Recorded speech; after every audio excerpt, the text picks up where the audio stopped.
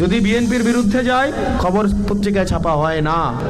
বিএনপির চাঁদাবাজির পত্রিকা যদি নিউজ করে এই পত্রিকা ছাপায় না। পদ্মা সেতুর স্প্যান জার্নালিজম আর ডেভেলপমেন্ট জার্নালিজম। ওই সময় টেলিভিশনে আমরা দেখতাম তারেক জিয়া কিভাবে বিদেশে বসে বাংলাদেশের বিরুদ্ধে ষড়যন্ত্র করে সেগুলার ডকুমেন্টারি, এগুলা দেখাই তোকে সময় টেলিভিশন, ঠিক কিনা? ৭১-এ আমরা দেখতাম টকশো হইতো, সেখানে জামাত শিবিরকে রাস্তার মধ্যে গুলি করে মাইরা ফেলা কেন জায়েজ সেগুলার বৈধতা উৎপাদন করা হইতো, হইতো কিনা? চ্যানেল আই দেখলাম ফ্যামিলি কার্ডের প্রচার করতেছে। আপনাকে ঘরে ঘরে এই মিডিয়াগুলো আপনাকে ভুল ন্যারেটিভ উৎপাদন করে। ২০০৯ সালে আসার পরে ক্রমশ একটা সে ফেসিবাদ একটা হয়ে ওঠে, কাউকে কথা বলতে দেয় নাই।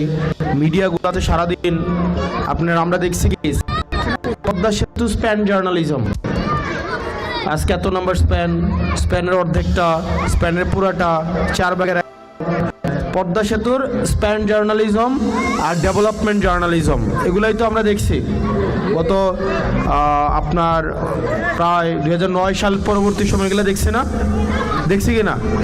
টিভি খুললে কয়টা পদ্মা সেতুর স্প্যান বসছে, কয়টা পিলার বসছে, পিলার জার্নালিজম, স্প্যান জার্নালিজম আর ডেভেলপমেন্ট জার্নালিজম, ঠিক না? আর আমরা বিটিভিতে দেখছি বাতাবি লেবুর বাম্পার ফলন, ঠিক না?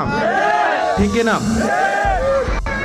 আর আমরা সময় টেলিভিশনে দেখতাম, মানে সময় টেলিভিশন একটা টেলিভিশন আছে, ওই সময় টেলিভিশনে আমরা দেখতাম তারেক জিয়া কিভাবে বিদেশে বসে বাংলাদেশের বিরুদ্ধে ষড়যন্ত্র করে সেগুলার ডকুমেন্টারি, এগুলা দেখাই তোকে সময় টেলিভিশন, ঠিক কিনা?